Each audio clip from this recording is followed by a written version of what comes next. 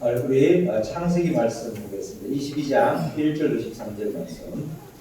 우리가 성경은 많이 설교를 많이 들으신 분은 창세기 22장으로 무슨 내용인지 하는데 모든 그런 선입견을 버리고 수이지 처음 예수를 믿는다 생각하면서 말씀을 읽고 그 말씀을 들으시기를 바랍니다. 창세기 22장 1절로 13절 말씀입니다. 구약 성경 28쪽에 있고 다양한 매체가 있어서 핸드폰은 페이지가 없죠? 자, 우리 한 절씩 번갈아 읽도록 하겠습니다. 그 일 후에 하나님이 아브라함을 시험하시려고 그를 부르시되 아브라함아 하시니 그가 이르되 내가 여기 있나이다. 여호와께서 이르시되 내 아들 내 사랑하는 독자 이삭을 데리고 우리아 땅으로 와서 내가 그에게 일러준 거기서 그를 번제로 드리라. 아브라함이 아침에 일찍이 일어나 나귀의 안장을 지우고 두 종과 그의 아들 이삭을 데리고 번제에 쓸 나무를 저기로 가지고 떠나 하나님이 자기에게 일러주신 곳으로 가더니 제3일에 아브라함이 눈을 들어 그것을 바라보니라. 이에 아브라함이 종들에게 이르되 너희는 나귀와 함께 여기서 기다리라. 내가 아이와 함께 저기 가서 예배하고 우리가 너희에게로 돌아오리라 하고 아브라함이 이에 번제나무를 가져다가 그의 아들 이삭에게 지우고 자기는 물과 간을 쇠들고 두 사람이 동행하더니 이삭이 그 아버지 아브라함에게 말하여 이르되 내 아버지여 하니 그가 이르되 내 아들아 내가 여기 있노라. 이삭이 이르되 풀과 나무는 있거니와 번제할 어린 양은 어디 있나이까? 아브라함이 이르되 내 아들아 번제할 어린 양은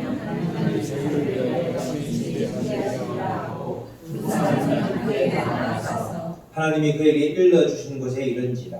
이에 아브라함이 그곳에 제단을 쌓고 나무를 버려놓고 그의 아들 이삭을 결박하여 제단 나무 위에 놓고 손을 내밀어 칼을 가지고 그 아들을 이삭을 하니 여호와의 사자가 하늘에서부터 그를 불러 이르시되 아브라함아 아브라함아 하시는지라. 아브라함이 이르되 내가 여기 있나이다 하매 사자가 이르되 내가 이르되 내 손을 들지 말라. 그에게 아무것도 하지 말라. 내가 들었는데 독자까지도 내게 아끼지 아니하였으니 내가 이제야 내가 하나님을 불러게 하는 줄 아노라. 다 같이요. 아브라함이 들어 살펴보면 한 순양이 뒤에 있는데 우리 숯불에 걸려 있는지라. 아브라함이 가서 그 순양을 가져다가 아들을 인치에 그대로 드렸더라.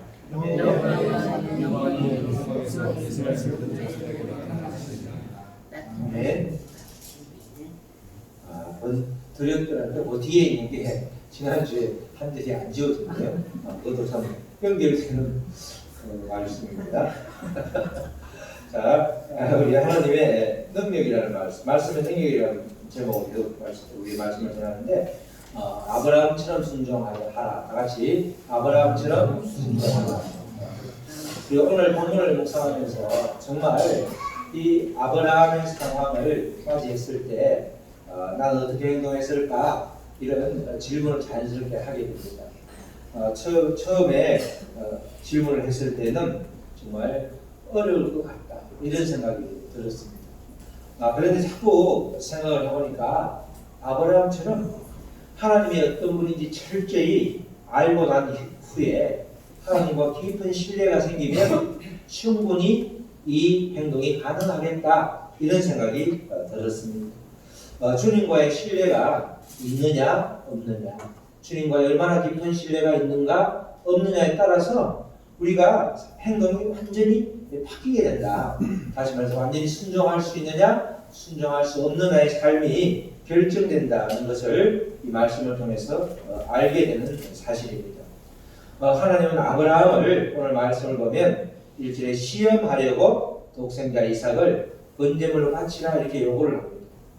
하나님이 욥에게 그랬고 하나님이 시험하려고 우리에게 던져준 또 우리 믿음의 선진들에게 던져준 그 여러 가지 과제가 숙제가 때로는 가혹할이 많지 아주 받아들이기 힘들 때가 있습니다. 왜 이런 시험을 주느냐 이런 것을 계속해서 우리 따지다 보면 답이 없죠. 그래서 하나님께서 주시는 시험은 목적이기 때문에 하나님의 주권에 해당한다. 이렇게 이제 우리가 이해하고 그것이 주어진 숙제로 받아들이면 한결 마음이 편합니다. 독생자인데 왜 실컷 아주 어렵게 주놓고 왜 빼앗으려고 하느냐 이렇게 따지다 보면 하나님은 나쁜 하나님이 되잖아요. 하나님이 그런 의도가 전혀 아닌데 우리가 그렇게 들어가다 보면 끝이 없습니다. 그래서 이 오늘 아브라함을 시험하려고 독생자를 바치라고 하는 이 하나님의 요구, 하나님의 이 숙제는 하나님이 주권이다. 하나님 마음이다. 그렇게 받아들이면서 우리가 이 문제를 풀어가고 또 해석을 하면 은혜가 될 줄 믿습니다.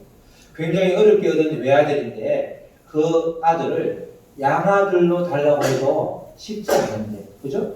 아들이 여러 명이 있어도 10명이 있어도 양아들 달라고 하면 쉽지 않죠? 그런데 목숨을 달라고 하니까, 목숨을 바쳐야 되는 번제물로 달라고 하니까 그 마음을, 그것을 순순히 이렇게 내어줄 수 있는 부모가 얼마나 되겠습니까? 원래 번제라는 것은 양이나 소를 불태워가지고 완전히 태워서 연기로 드리는 제사인데 원래 번제물을 할 때는 사람이 번제물로 등장하는 경우가 한 번도 없습니다. 그런데 지금 이 번제물, 이 말은 이 이삭을 번제물로 드릴 수 없는, 바칠 수 없는 그런 원래 대상인데도 불구하고 하나님께서 이삭을 번제물로 바치라고 하는 이 요구에 아브라함이 반항을 하고 대항을 해야 될 것 같은데 오늘 말씀 앞뒤를 많이 봐도 전혀 대항하지 않는, 반항하지 않는, 적어도 겉으로 보기에는 그런 모습입니다. 이 아브라함의 이런 반응에 대해서 우리가 어떻게 해석을 해야 되는지 그것이 우리가 이제 풀어야 될 과제가 되는 것입니다. 아브라함은 하나님의 요구에 별 고민하지 않고 순종하는 것을 보입니다. 말씀이 그렇게 보이죠. 백세에 얻은 아들을 바치라는 이 요구에 몇 날 며칠 고민하는 적이 전혀 보이지 않죠. 이 심각한 요구임에도 불구하고 오늘 말씀을 보면 아침에 일찍 일어났어. 3절에 아브라함이 아침에 일찍 일어났다고. 아침에 일찍 일어났다고 하는 것은 그만큼 기대감이 있다는 거죠. 우리가 어떤 실망하고 낭망하고 이러면 아침에 일어나기가 싫잖아요. 저도 그런 경우가 많더라고요. 아침에 정권회사 다닐 때 미국 시장이 아주 많이 굉장히 그냥 지수가 올라가면 그냥 생각에 요새는 미국 시장하고 우리 시장하고 연결되어 있으니까 상대 가격이 우리가 낮으니까 당연히 오늘 올라가겠지 싶어서 열심히 아주 직장을 나가게 되죠. 근데 미국이 폭락하고 완전히 그냥 아주 그냥 공포에 질릴 정도로 폭락을 했으면 아침에 일어나기가 싫은 거야. 뻔하니까. 그러니까 소망이라든가 소망이 없고 절망이나 낙담이 되면 일어나기 싫은 게 우리들이죠. 그런데 이 아브라함을 보면 아침에 일찍 일어나서 준비를 하는 거예요. 지금 뭐 하는 거죠? 이 이삭을 바치라고 하는 그 하나님의 요구에 아침에 일찍 일어나서 나귀의 안장을 채우고 투정을 드리고 그렇게 움직이는 모습을 보면 적어도 이 아브라함에게는 지금 이 아들을 바치라는 이 요구가 우리가 생각하는 것보다 훨씬 덜 심각한 모습이다. 이렇게 보고 오히려 의욕에 찬 소망에 찬 행동이다 이렇게 보여지는 것입니다. 마치 기대가 아주 기대 만땅인 것이죠. 기대함이 아주 높은 사람처럼 이렇게 움직이고 있습니다. 이 아브라함은 하나님이 명령한 모리아의 한 산으로 떠나고 있죠. 아무 말 없이 그렇게 아무런 일이 없다는 듯이 그렇게 떠나고 있습니다. 그렇게 3일 밤낮을 이삭과 함께 가죠. 이삭과 갈 때 인상을 쓰고 갔겠네요. 무슨 말 도란도란 아버지와 아들이 대화를 하면서 그렇게 3일 밤낮을 가는 거지 밥 먹을 때도 갈 때도 아무 말이 없으면 이 아브라함에게는 심각하다는 것이 이삭에게 전해지겠죠.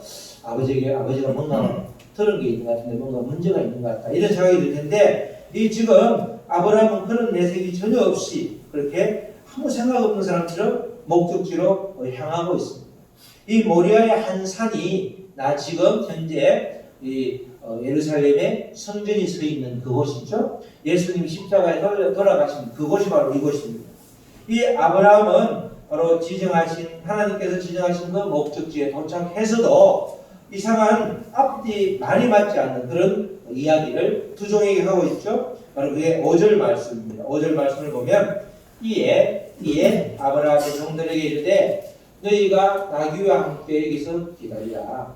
내가 아이와 함께 저기 가서 예배하고 혼자서 오는 것이 아니라 우리가 이삭이와 함께 너희에게로 돌아오리라. 벌써 지금 번제물로 드리러 가면서 말은 우리가 너희에게 돌아오리라. 두 종들에게 우리가 너희에게 돌아온다고 하지 않으면 종들이 따라와서 번제물로 이삭을 바친다고 그러면 방해할까봐 그런 것이 아니라 그의 고백이죠. 우리가 너희에게 돌아오리라. 하나님을 경험한 여러 가지 경험들이 있으니까 그 경험을 보니까 우리가 너희에게 돌아온다. 우리가 돌아온다고 이런 아주 뜬금없는 말을 하고 있습니다. 도대체 무슨 그 마음에 있는지, 어떤 생각을 그 마음에 품고 있는지 이해할 수 없는 그런 발언을 하고 있죠. 그런데 아브라함뿐만 아니라 아들 이삭도 만만치가 않습니다. 이제 두 종을 그렇게 밑에 두고 모리아 산으로 올라가면 사과부터 이상하겠죠. 이 이삭이가 묻습니다. 그 불과 나무는 있는데 도대체 아버지 번제물은 어디 있어요? 이렇게 묻죠. 그러니까 이제 그리고 나서 번제물이 막상 없는데 오늘 보니까 결박하고 제단 위에 올려놨다고 그랬는데 이 아브라함은 나이가 지금 100세가 넘었고 이삭이는 지금 한 17, 18세 되는 한참 힘이 센 청소년인데 묶어서 결박한다고 올라갈 그런 이삭이가 아니죠. 어찌 보면 스스로 결박할 때도 양처럼 가만히 있었고 그대로 올릴 때도 들어서 올릴 수가 없었을 테니까 자기 발로 걸어서 올라갔을 텐데 그래가지고 그 번제물로 협조를 하는 모습을 볼 수 있죠. 도대체 이 이삭이가 아버지 아브라함을 신뢰하지 못하고 또 아버지가 믿는 그 하나님을 신뢰하지 못했다고 하면 이런 행동을 할 수가 없었을 텐데 그대로 순종하는 모습을 보게 됩니다. 정말 그런 모습을 보면 아버지하고 아들이 어찌 보면 상당히 정상에서 벗어나는 사람처럼 그렇게 지금 산 정상에서 그런 행위를 하고 있는 것입니다. 도대체 아브라함의 이런 행동은 어디서 나올까? 이 이삭은 이런 행동을 어디서 배웠을까? 그것이 우리에게 남겨진 숙제가 되는 것입니다. 이 아브라함의 행동을 여기까지 이런 순종을 하기까지 행동을 보려고 그러면 아브라함의 일생을 잠시 볼 수밖에 없는 아브라함의 일생을 보면 그 문제가 그 숙제가 쉽게 풀리는 모습을 보게 되죠. 아브라함의 일생을 되짚어 보면 자연스럽게 납득이 됩니다. 처음 아브라함은 우리 성경에서 12장에서 처음 하나님을 만나는 장면이 나오죠. 처음 만나면서 하나님은 밑도 끝도 없이 떠나라 이렇게 명령을 하죠. 우리가 잘 아는 말씀입니다. 아브라함에게 준 약속의 말씀인데 여호와께서 아브라함에게 이르시되 너는 그의 고향과 친척과 아버지의 집을 떠나 내가 내게 보여줄 땅으로 가라. 내가 너로 큰 민족을 이루고 내게 복을 주어 내 이름을 창대하게 하리라 약속을 하는 거죠. 그래서 너는 어디를 가든 너 때문에 복이 된다. 너는 복덩이 무리가 될지어다. 너는 너를 축복하는 자에게는 내가 복을 내리고 너를 저주하는 자에게는 내가 저주하리니 땅의 모든 족속이 너로 말미암아 복을 얻을 것이라 하신지라. 4절 우리 다 같이 한번 읽겠습니다. 4절 시작. 이에 아브라함이 그의 말씀을 따라가고 롯도 그와 함께 갔으며 아브라함이 하나님을 떠날 때에 75세였더라. 우리가 방금 읽은 말씀이 그죠? 1절에도 보면 목적지가 분명하지 않죠? 그냥 떠날 곳을 어디인지 알 수 없는 그런 곳으로 가라고 하는 것입니다. 이 당시에는 지금도 보면 우리가 시골에 가끔 가보면 집이 많이 비어 있습니다. 전혀 모르는 사람이 와 있더라고요. 이제 동네에 빈집이 있으니까 그냥 와서 농사를 지으려고 온 사람인데 맨 처음에는 적응하기가 쉽지 않죠? 시골의 동네는 성씨가 같은 동족촌이 지금도 많기 때문에 텃세가 아주 심합니다. 그렇기 때문에 쉽게 적응할 수가 없는데 이 당시는 더했다는 거죠. 그 고향을 떠나는 것은 떠나자마자 생명이 위태로운 그런 지경에 도달한다 이런 뜻으로 우리가 받아들일 수 있는 것이죠. 그런데 목적지가 분명하면 그래도 괜찮은데 목적지가 분명하지가 않아. 어디로 가야 될지 모르는 거예요. 갈 때마다 하나님 어디로 가야 되죠? 묻고 대답하고 이렇게 가야지 떠날 때부터 맨 처음부터 가나안으로 가라 그런 이야기는 한 군데도 없어요. 그렇게 목적지도 분명하지 않았지. 그리고 나이도 벌써 75세가 되었지. 그런 상황에서 지금 이제 움직이기 시작하는 거죠. 그때 하나님께서 결정적인 말씀을 약속을 주시는데 큰 민족을 이루게 해주겠다. 그리고 복을 주겠다. 창대하게 하겠다. 이런 약속을 하셨습니다. 무엇보다도 큰 민족을 이루게 하겠다는 것은 아브라함의 씨로부터 시작해서 나중에 큰 민족이 이룬다. 이런 약속이기 때문에 지금 그 약속을 마음에 새기지만 지금 떠날 때 특별히 주목해야 될 부분은 4절에 있는 말씀처럼 여호와의 말씀을 따라갔다. 이때부터 말씀에 순종하는 모습이 이제 보이게 되는 거죠. 결국 고향을 떠났고 나중에 인도함을 받아서 가나안 땅에 오게 되었습니다. 가나안 땅에 오니까 텃세는 둘째치고 감으로서 죽게 생깁니다. 그래서 이제 어디가 가물지 않고 어디 가면 입에 풀칠이라 할까 하다가 따라간 곳이 이집트였죠. 애굽이었죠. 근데 애굽에 갈 때는 하나님의 인도함을 받지 않고 갔기 때문에 하나님께서 애굽의 바로의 마음을 움직여서 다시 가나안으로 복귀할 수 있도록 그렇게 이제 하나님께서 인도를 하십니다. 아브라함은 하나님의 약속에도 불구하고 자식에 대한 소식이 없으니까 더 늦기 전에 상속자를 정하려고 하죠. 이제는 내 씨가 없으니까 저에서 양자를 받아서라도 이렇게 아이를 가져야겠다 이런 마음이 들어서 그것도 자기 주변에 있는 사람이 아니고 다메섹 사람 엘리에셀을 상속자로 정하려고 하나님께 이야기를 하죠. 우리 창세기 15장 5절 말씀하기 전에 그래서 이제 그렇게 이야기합니다. 무슨 소리냐? 너 몸에서 나온 아이가 상속자가 된다고 하지 않았느냐? 근데 왜 엘리에셀? 그러면서 이제 데리고 나가는 것이 밤하늘에 수없는 별을 바라보게 하는 것입니다.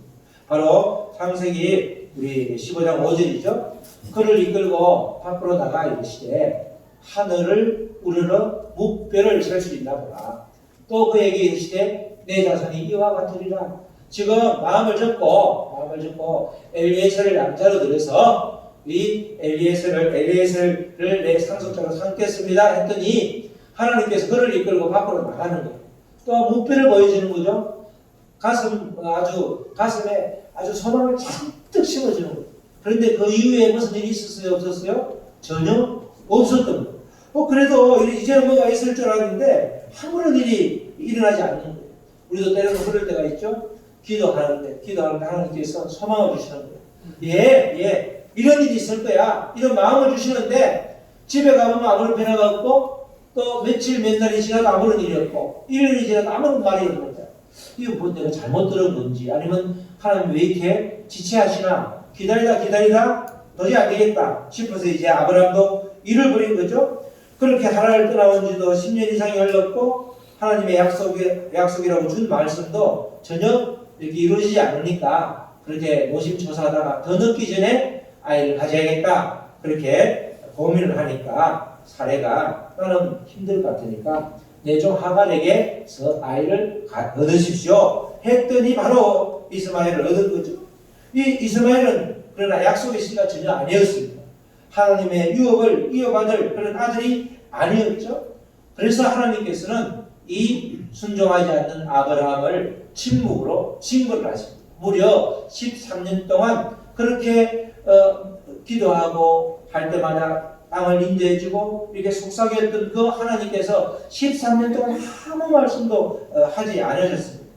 하나님을 신뢰하는 훈련이 덜 됐다 생각되셨는지 그렇게 13년이 흐른 이제 99세에 나타나서 느닷없이 나타나셔서 그래 하나님께서 내년 이맘때에 누가 아이를 가질 거야 이렇게 이제 약속을 다시 한번 되뇌이게 된 거죠.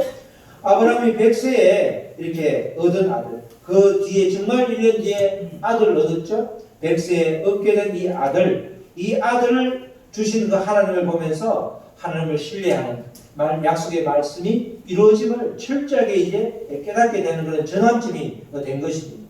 그 이전에는 하나님을 머리로만 만났는데 이제 어찌 보면 온몸으로 만났고 뼈에 사무치도록 하나님을 알게 된 그런 역사가 바로 이 이삭의 탄생이었습니다. 이런 아브라함의 믿음을 보시고 이 바울은 로마서 4장 18절에서 19절에서 이렇게 아브라함의 믿음을 표현해주고 있죠.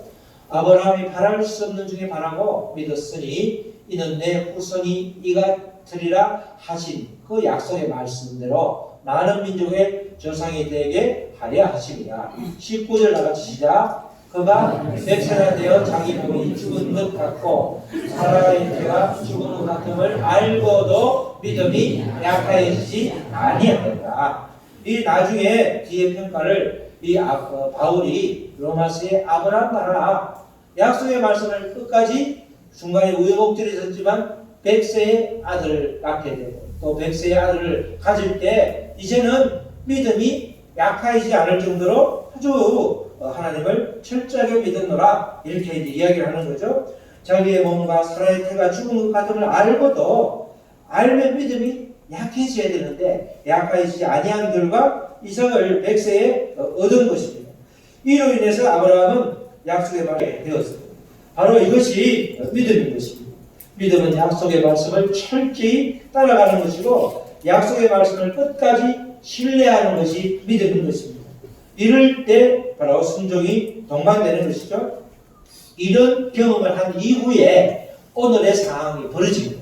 이제는 어떤 이야기를 해도 하나님의 어떤 말씀이 하더라도 그 말씀이 원래 주셨던 창세기 12장에 처음 주셨던 큰 민족을 이룬다는 그 약속의 말씀을 아주 변개치 않고 확실하게 믿었던 것이죠. 아브라함은 하나님의 약속을 하나님께서 친히 이루신 것을 경험을 하셨습니다.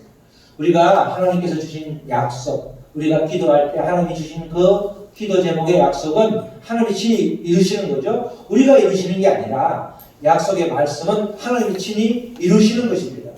하나님은 친히 당신의 일을 이루시는 분임을 알게 되는 것입니다.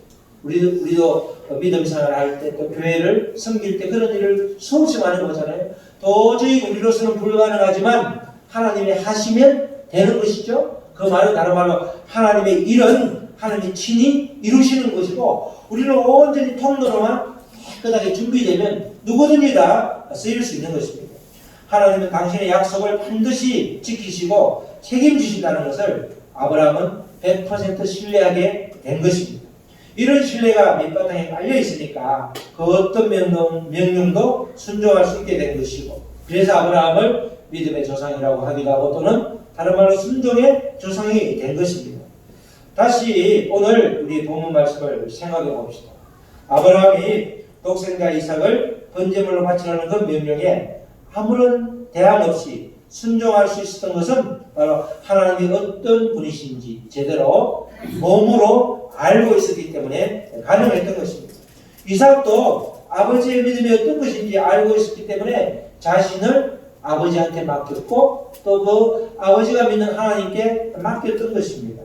오늘 성경 말씀 중에 이삭이가 번제할 산을 아버지 아브라함과 함께 올라가다가 번제물이 어디 있냐고 물었죠. 그때 아브라함이 하나님이 자기를 위하여 친히 준비하시리라 이렇게 말을 했습니다.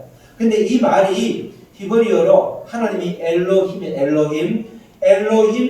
이르에로 이런 말이에요. 근데 그 엘로힘의 엘의 그 자음하고 이르에의 이의 자음하고 로의 자음만 그 자음 세 개를 딱 따면 히브리어로 아일이 13장에 나오는 준비된 순양이에요. 순양. 그러니까 하나님이 자기를 위해 친히 준비하시리라 이 말하고 뭐와 같은 거예요?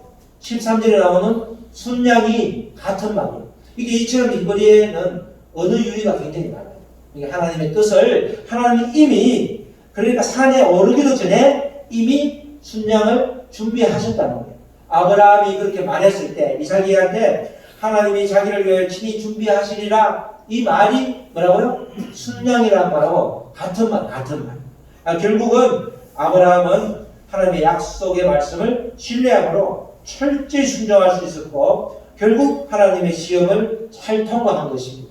이처럼 하나님의 시험은 어떤 시험이든지 우리를 잘 단련시켜서 더욱더 하나님과 친밀하게 그런 친밀한 관계, 하나님을 철저하게 몸으로 믿을 수 있도록 내가 이런 사람이야, 하나님이 내가 이런 존재야, 그걸 각인시키려고 마음에 새겨주려고 시험을 하는 것이지 그 시험을 통해서 우리를 골탕 먹이고 우리가 하나님께 멀어지도록 하는 시험은 하나도 없다는 거예요. 욥도 마찬가지였죠. 욥도 그 아들 모두를 다 데리고 가는 그런 시험이 어디 있냐. 부인도 떠나고 그래서 다시 새 부인을 얻고 그래서 동일한 아이들을 얻고 물질을 더 많이 얻었는데 그걸 갑절의 축복이라고 말하는 사람이 누가 있냐? 아들 10명을 잃고 나서 설령 20명을 다시 받은들 그 앞에 갔던 10명이 환생하는 게 아닌데 그 아픔을 갑절의 축복이라고 누가 말할 수 있냐? 철저히 하나님이 어떤 분인지를 알게끔 욥에게 나는 이런 존재야. 그걸 알려준 게 욥기의 목적이잖아요. 욥이 할 수 있는 게 아무것도 없다. 너가 할 수 있는 건 아무것도 없고 계속해서 나만 철저히 신뢰하라. 이 아브라함에게 했던 이 시험의 결과하고 욥의 시험의 결과하고 똑같다는 것입니다. 우리에게도 마찬가지죠. 우리도 오늘을 사는 우리도 마찬가지로 수없는 시험이 우리에게 몰려오지만 그러나 그 시험은 철저하게 하나님이 하나님 되심을 고백하고 그림으로 인해서 하나님을 신뢰함으로 인해서 전혀 말 같지 않은 상식에 통하지 않는 명령이라 할지라도 순종함으로 나아갈 때 하나님께서 이루어 주시고 우리가 하나님의 사람으로 다시금 태어나게끔 약속의 말씀을 철저히 신뢰하게끔 우리를 만드는 과정이 우리를 시험하는 그런 목적이 된다는 것입니다. 정말 중요한 것은 꼭 붙잡아야 될 것은 바로 약속의 말씀이라는 것입니다. 약속의 말씀을 아브라함의 경험을 나의 경험으로 받아들여서 우리가 이런 시험을 통과하지 않더라도 말씀을 굳게 신뢰하면서 이런 하나님, 성경에 나타난 이런 하나님을 우리가 믿고 나아갈 때 철저히 약속의 말씀을 따라갈 때 우리에게도 순종할 수 있도록 아브라함의 순종을 우리가 그대로 우리도 행할 수 있고 그럴 때 하나님이 기뻐하신다는 것을 우리가 믿음으로 또 고백으로 체험하시는 귀한 시간들이 되시기를 주님의 이름으로 축복합니다. 네.